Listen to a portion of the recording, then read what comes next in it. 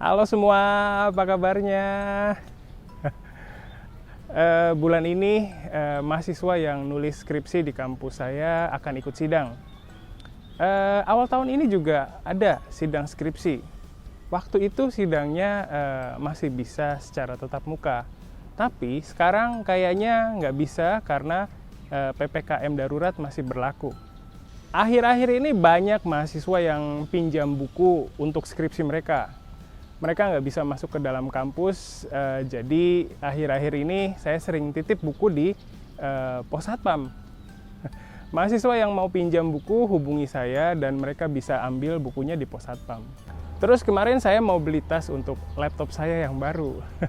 Sebenarnya saya punya, tapi itu untuk laptop ukuran 12,5 inci.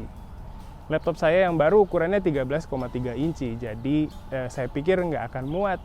Saya udah cari-cari di Tokopedia, saya nyari yang murah, dan saya nemu banyak di Tokopedia.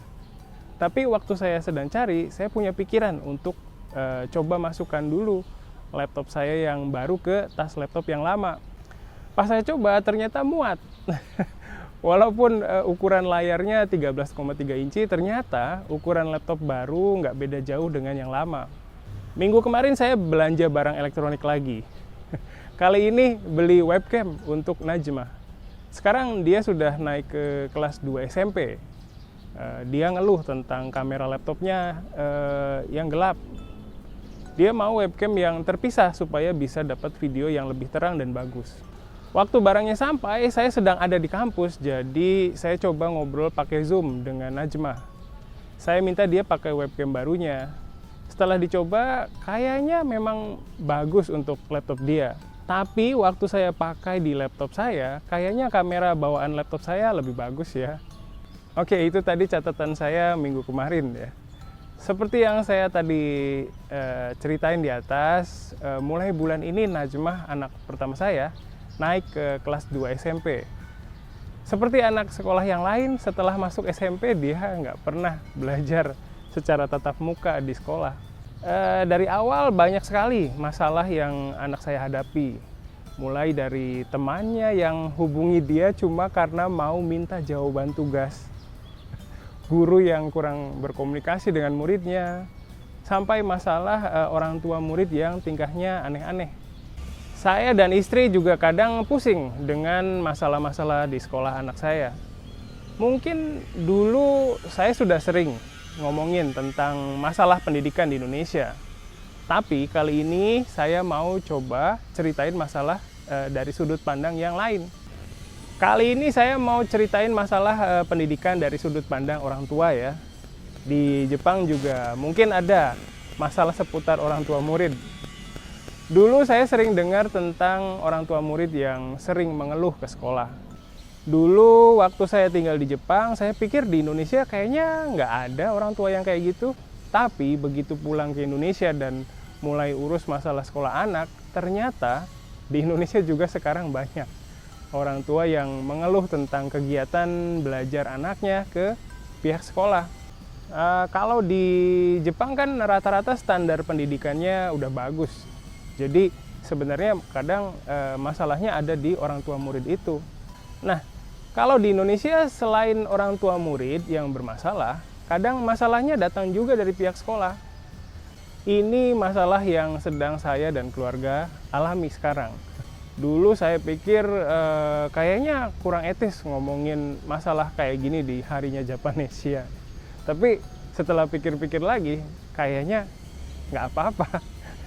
Semoga dengan ini kesadaran masyarakat di Indonesia terhadap kegiatan belajar mengajar dan peran orang tua jadi lebih tinggi ya. Masalah yang pertama adalah keberadaan Korlas. Korlas ini singkatan dari koordinator kelas. Di dalamnya ada orang tua murid yang mengatur kegiatan sekolah yang berkaitan dengan orang tua murid. Contoh kerjaannya adalah memberitahu informasi penting dari sekolah ke orang tua murid. Terus mengumpulkan bantuan dana kalau ada murid atau guru yang dapat musibah. Terus hadir di rapat sekolah dan lain-lain. Korlas ini mungkin sama dengan PTA di Jepang. Nah, Kalau di Indonesia, biasanya kalau ada murid atau guru yang kena musibah, Korlas ini akan kumpulkan dana untuk disumbangkan ke murid atau guru yang kena musibah itu. Kalau di Jepang mungkin sistem seperti ini nggak ada ya. Tapi kalau saya salah, mohon kasih tahu ya. Sebenarnya kebiasaan ini menurut saya sih bagus ya. Tapi kadang cara pelaksanaannya yang salah dan munculin masalah. Sudah biaya kelasnya mahal, harus beli buku pelajaran yang ditentukan sekolah, dan juga harus repot-repot pergi ke sekolahnya. Padahal sudah berusaha, tapi tetap tidak bisa berbicara bahasa Indonesia. Kalau les privat, kita harus cari guru yang cocok dengan kita. Tapi ada juga guru yang tidak bisa berbahasa Jepang. Dan terkadang, kita harus membayar uang transportasinya juga. Lagi pula, bagi orang yang tinggal di desa, akan lebih susah untuk pergi ke sekolah. Banyak yang berpikir, asalkan kita sekolah atau les privat, kita akan langsung jadi bisa berbicara. Tapi itu salah. Apa boleh buat ya? Karena memang masih sedikit sekolah yang mengajar dengan sungguh-sungguh, berkualitas, dan memenuhi harapan. Kadang-kadang, ada hal yang tidak dimengerti dan gurunya tidak bisa menjelaskan dengan baik. Dan terkadang, murid hanya mempelajari buku yang ditentukan oleh sekolah. Padahal tanpa guru pun bisa dilakukan. Maka dari itu, kita buat tempat di mana orang Jepang bisa belajar bahasa Indonesia. Inilah Japanesia Live College.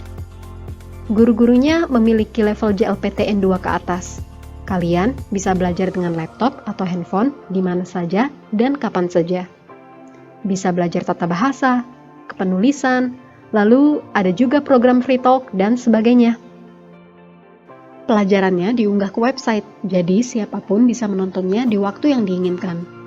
Dan tentu saja bisa diunduh agar bisa dilihat secara offline. Para murid bisa bertanya kepada guru kapanpun, agar bisa langsung memahami pelajaran yang masih sulit dimengerti. Tentu saja, kalau hanya lewat dunia maya, kurang bisa merasakan ikatan dan kebersamaannya. Maka dari itu, kadang-kadang kita adakan acara nongkrong ramah tamah antara murid-murid dan guru-guru Japanesia. Maupun Anda seorang pemula atau level menengah yang ingin meningkatkan kemampuannya, sekarang Anda bisa segera melakukannya, bahkan dengan dana yang terjangkau. Anda masih ragu? Jumlah murid kami sudah lebih dari 100 orang sejak kami buka.